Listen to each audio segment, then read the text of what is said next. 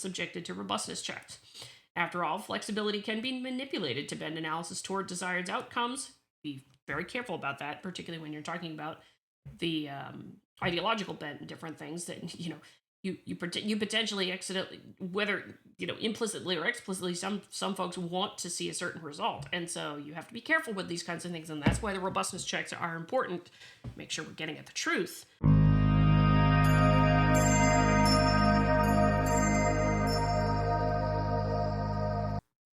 So there's been some fascinating news on the social sciences in the last few weeks, in particular, if you've been paying attention on X and the science, what used to be called science Twitter kind of space. Very fascinating things with respect to the social sciences. In the last video, I know I talked about the recent study that talked about the bias in social science studies here, but also credit to where credit is due. These are a summary of 3 papers published by Nature that gets into some very interesting things about the reproducibility of top social science papers. Now, what does that have to do with, for those unfamiliar?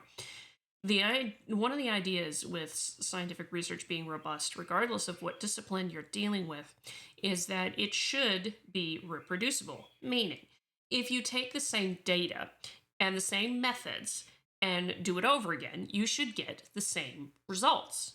To do the same thing over and get a different outcome would mean something in how it was done, in generally speaking, in a paper, was not presented with enough detail that somebody could reproduce the study. And so a lot of different journals are very careful now, particularly because we've had some such issues with reproducibility in the past, that they are at least a lot of different journals now are demanding much more detail about how did you do your work, and where are the data files, are they accessible so that somebody can work on replicating your own work here. So this comes, I'm gonna leave this in the description because this links to the article in question here and talking about the reproducibility, but I will go into the article itself here, which comes, which I found an excellent summary. There's 3 different articles published in Nature that actually discuss a lot of these results, and so you can get to all of them through the link to this one particular article. So I'm going to leave you guys the one particular link, and I encourage you to go look itself. So. Claims in social science papers put to the test. So meta-research. Meta-research is, of course, a collection of research studies. 3 experts discuss lessons learned from a large-scale dissection of the reproducibility, analytical robustness, and replicability of published results. Now, reproducibility and replicability, aren't they the same thing? Not necessarily. When you're talking about replicability, it's the same methods and different data that you're talking about with that. And do you get anything near a similar result with a different stream of data of the same types than you do with reproducibility being the same data and the same methods? So that's the difference there, just in sort of subtle detail, but important one for folks to recognize. The papers in brief. For published results to be trustworthy, they need to be reproducible, analytically robust, and replicable.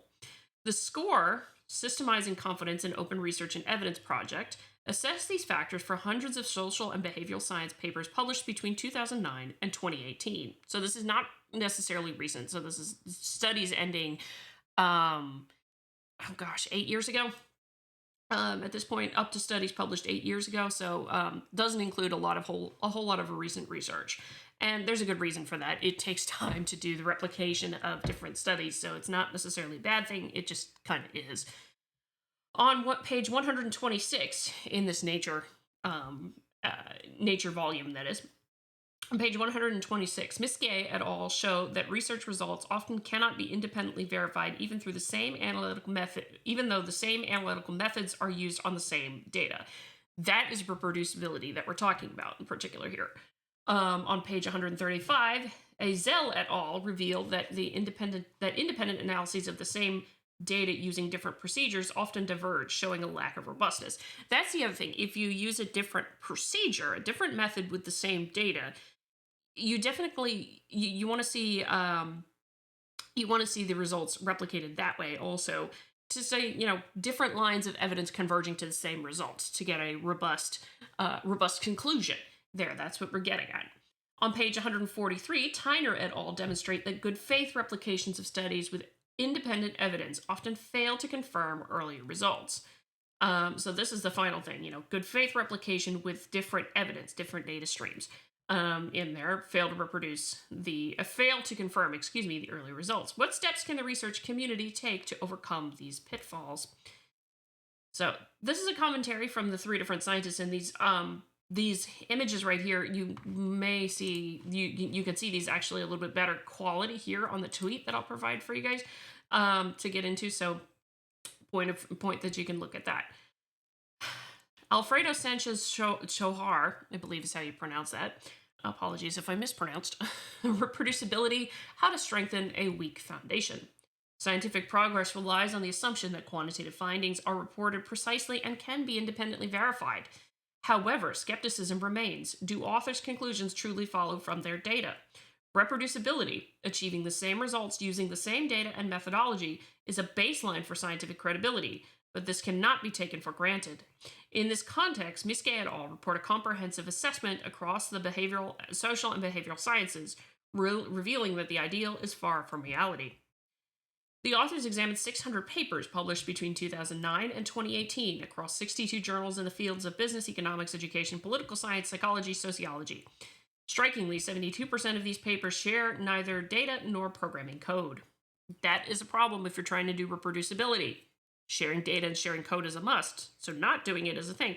Now, in fairness to some of the authors with this, I do believe in the early part of that time period, it wasn't as prominent a focus, as much of a requirement as it is now.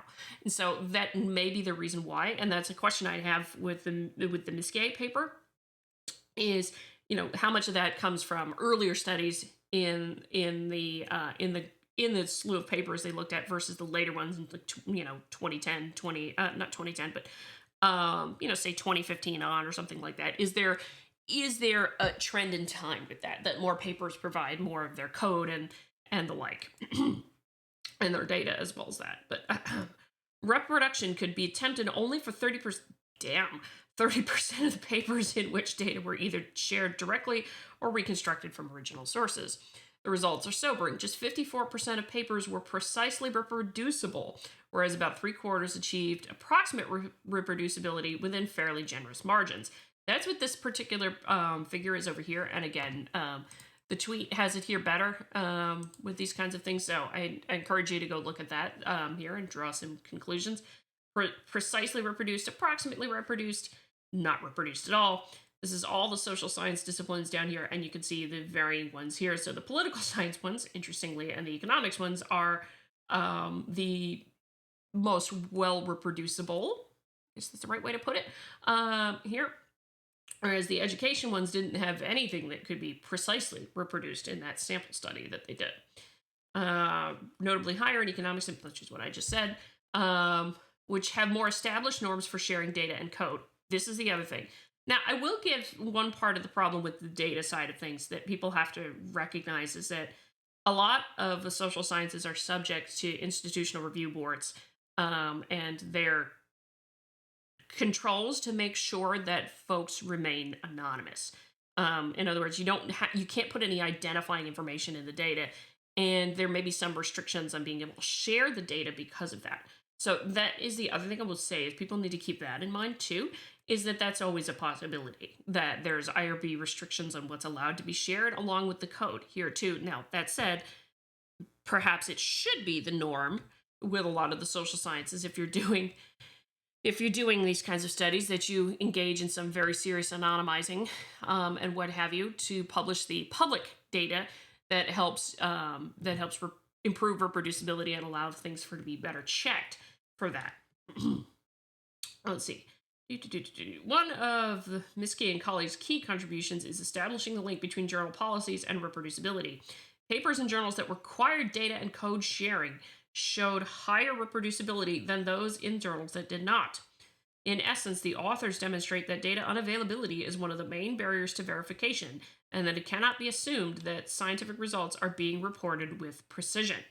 And there we go. Hence the reason the sharing part is important. And this goes back too to a lot of the normative principles. So remember Robert Merton, the normative principles of science. One of them is communality, which is to say data and knowledge and what have you is available to all when you're talking about the scientific aspect here, scientific research and the like. So that's the idea behind the norm of communality. And that's one of the reasons that the whole data and code sharing thing, aside from the issue of reproducibility, is important. It is sharing knowledge at the same time, or sharing access to that knowledge if something is reproducible. So, this study moves beyond single discipline snapshots to a large scale collaborative approach that spans many social scientific research cultures. It shows that when journal policies require authors to share data and code instead of leaving it up to the authors, reproducibility increases. This contributes real world evidence to a long standing debate about the effectiveness of such policies. It is also a reminder that requiring researchers to share their code pays off. Studies for which code was shared were the easiest to reproduce and the most reproducible. These findings provide a large-scale empirical benchmark, for the social and behavioral sciences, suggesting that existing quality control mechanisms are insufficient to verify scientific findings. Ultimately, the evidence highlights the central role of journals in reducing the undesirable uncertainty that surrounds published claims. Several limitations warrant attention. First, the study was designed such that in most cases, each paper's reproducibility was assessed by a single analyst team. This means that reproducibility rates could be underestimated because failures to reproduce claims could partly reflect differences between individual analyst teams. Second, sampling the same number of papers from each journal, regardless of how equally the journals might contribute to the overall body of research, might highlight journal-level trends rather than giving a representative snapshot of published research. Third, the 2009 to 2018 sampling period misses out on a considerable increase in the uptake of open science and transparency requirements in journals in the last few years. That was my point earlier, is some of the early on in this kind of thing, it wasn't necessarily a requirement to do a lot of the code sharing and data requirements. So it's distinctly possible that this is underestimating actual reproducibility. And I want to be fair on that with the social sciences here. So just bear that one in mind, although I would love to see them replicate this for the more near term of 2019 to 2025 with the same methods themselves. Is their own study here reproducible? So given that strength and credibility, journals should institutionalize the use of dedicated data editors. Are you going to increase the cost for publication, to be honest? Because let's remember one thing here is that every journal charges the authors to get their research published. Even Nature does. And Nature has some interestingly large charges, actually. But the every journal charges for that, and that's in part to cover the costs of doing such things as data editors and paying for copy editors and all those kinds of things. But they charge the journals for the publication as well as the universities the costs of accessing some things that are behind paywalls. So for subscriptions, etc. But anyway, let's see. Between the raw data drawn from intricate observations and measurements of behavior and social phenomena, this is from another one of the folks here, Jelt and Wickerts, I believe, behavior and social phenomena, and the published results interpreted in research papers lies the statistical analysis. These analyses are often complex, prone to errors, and potentially contentious. They involve many decisions as to which variables and data points to include, what processing or pre-processing methods are best in handling measurement errors, and what other types of error, and which of the many available statistical models and approaches are best suited to testing specific claims. This is why I always harp on the methods themselves. Here, you make choices in how you apply a statistical method analysis. Well, why did you choose to do it that way? Give the justification for these things. It's why I love to harp on that myself. When I'm reading papers here or anywhere else, really, it's just a question of why the heck did you choose to do it that particular way? And it's good to capture that in a paper also to see, like, this is why we did it this way. And That may be a reason to continue doing that. That may not be a reason to continue doing that. But it's important to document it when you're publishing a paper, in my humble opinion. The reproducibility of published results can be checked by attempting to analyze the same data using the same methods by those chosen as those chosen by the original researchers. Excuse me. By contrast, robustness checks speak to the flexibility of analysis. They examine whether alternate analytical pathways applied to the same data uphold earlier results and conclusions. In Axel and colleagues' massive study of analytical robustness, at least 5 independent analysis teams reanalyzed the original research and data from 100 social and behavioral studies. The aim was to determine the extent to which outcomes and conclusions depend on decisions about analytics.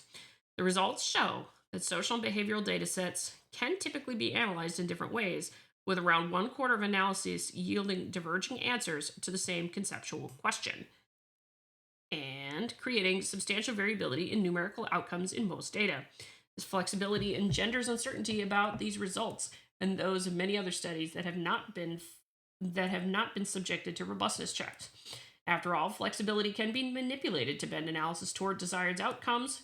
Be very careful about that, particularly when you're talking about the ideological bent and different things that you potentially accidentally, whether implicitly or explicitly, some folks want to see a certain result, and so you have to be careful with these kinds of things, and that's why the robustness checks are important. Make sure we're getting at the truth, not what people want to see, which would skew numerical results. Yep. Okay. That is another good one here, and that's what they're showing right here: different methods and same data, same conclusion, no effect, opposite effect. So it's nice that there's not a whole lot of opposite related things here, but still important to note that that's there. Every social science should improve replicability. Now, this is what I meant: same methods, different data. Tyner et al. Define a replication attempt as testing the same research question as a previous study, but with independent evidence, whether with newly collected data or with secondary data that were not analyzed in the original work. The authors report the results of an effort to replicate 274 statistically significant claims from 164 papers in the fields of business, economics, education, political science, psychology, and sociology. Although these replications varied in their similarity to the original research and their quality, they were generally designed to have adequate statistical power, and all were pre-registered, meaning that the replication teams would specified in advance the claim that they would test and how they would test it. Nonetheless, only about half of the replicated claims reached conventional thresholds for statistical significance in the same direction, positive or negative, as the original findings. That's to say, this is what this figure is all about here. Now, I'm not going to read through all of the rest of this, and this actually cuts into another news article here, so I'm not going to get into that in a bit further.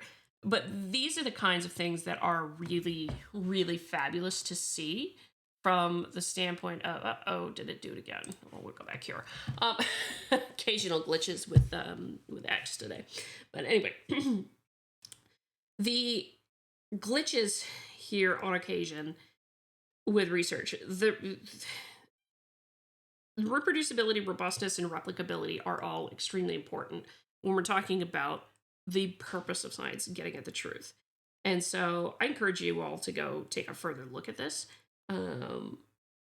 to see what you want to see with it. Well, not see what you want to see with it, but to see it and to think about it further. I encourage you to go see it and think about it further. Have a look at this and say what you think, because truthfully, there's a lot of really great social scientists who do a very good job of trying to make sure that everything is reproducible. Don't get me wrong. But there's also, a bunch of garbage too out there if you're paying attention.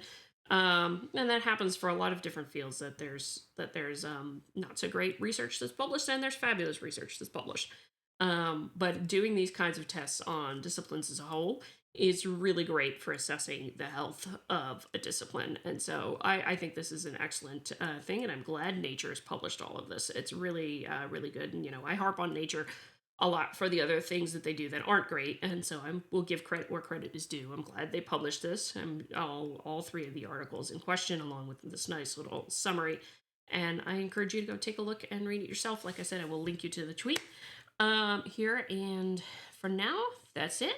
If you like this video, hit the subscribe button, hit the like button on the way out the door. Comment on the video, share the video, and subscribe to the channel, as I said. And until next time, I'm Adrian. May you stay curious.